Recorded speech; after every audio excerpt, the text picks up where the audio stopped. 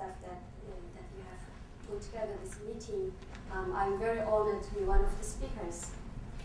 My topic today is about the language policy and identity issue of the medium of instruction used in Tibetan schools inside China. My interest that specifically is about the instructional language, which language is used to teach the class subject in the schools. When I was, like Kusan just introduced, when I was teaching there, and then later as a project officer, we have been a group of people that have been really work hard to promote the Tibetan to be used as the medium of instruction in schools. Basically, what we have to face is an uphill process, because when you try to support the schools to teach in Tibetan, basically you need to pull all pieces together, like financial support, teacher training, policy support, everything. You need to pull all the things together. So it's been difficult. And why it is so? And there is actually, internationally, there are lots of studies about this issue, because this is not unique only in Tibetan case. Actually, many parts of the world that has facing this problem. But what I have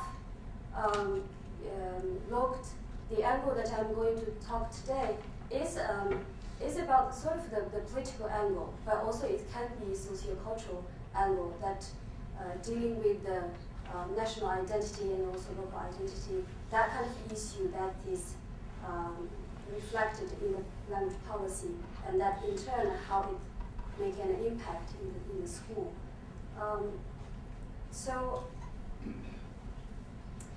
In terms of the language, the instructional language, there are actually fewer, especially at if a student moves higher to the secondary school or to the universities, there are less chance that you can receive your education in Tibetan. And actually, the secondary schools that are teaching in Tibetan are really decreasing, facing a lot of both political forces, also the economic forces. So the effort that the community has tried, the effort that made by the community to try to establish a school system that is used in Tibetan to teach is sort of been difficult, but it's also sort of concurrent. You know, it's happening together with from the government side that try to promote a sort of a homogeneous national identity by spreading Putonghua, the Chinese standard language, throughout state schooling. You know, so this process has been happening together, and this often leads to sort of unnecessary difficulties for the Tibetan students in learning, but also create tensions felt by the locals that looking for sort of a space for your own identity representation and linguistic identity or cultural identity representation. So the choice of the instructional language, like what Dr. Devon has expressed, that it's the language is also represent, the choice of the language also represent sort of the power relations of what kind of access one is entitled to have, and etc.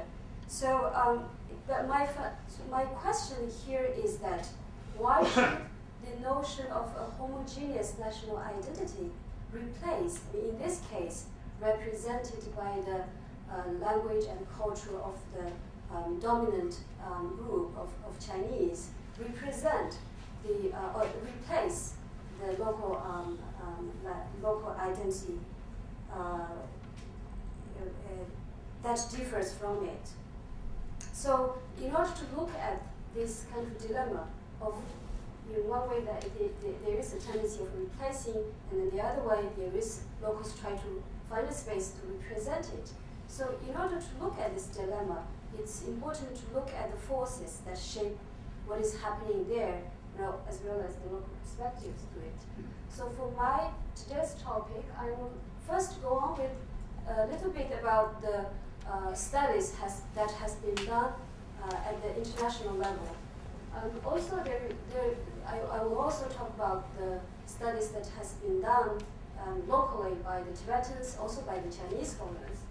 And then I will specifically talk about the language policy change in 90s and the theories, models that are the base of the China's minority policy that shape what is going on in the schools. And finally, I will present a case study to illustrate what is exactly going on in the schools. First of all, I will show you a linguistic map, and that purple color is where we are talking about. Purple color represents the Tibetan speakers where they live.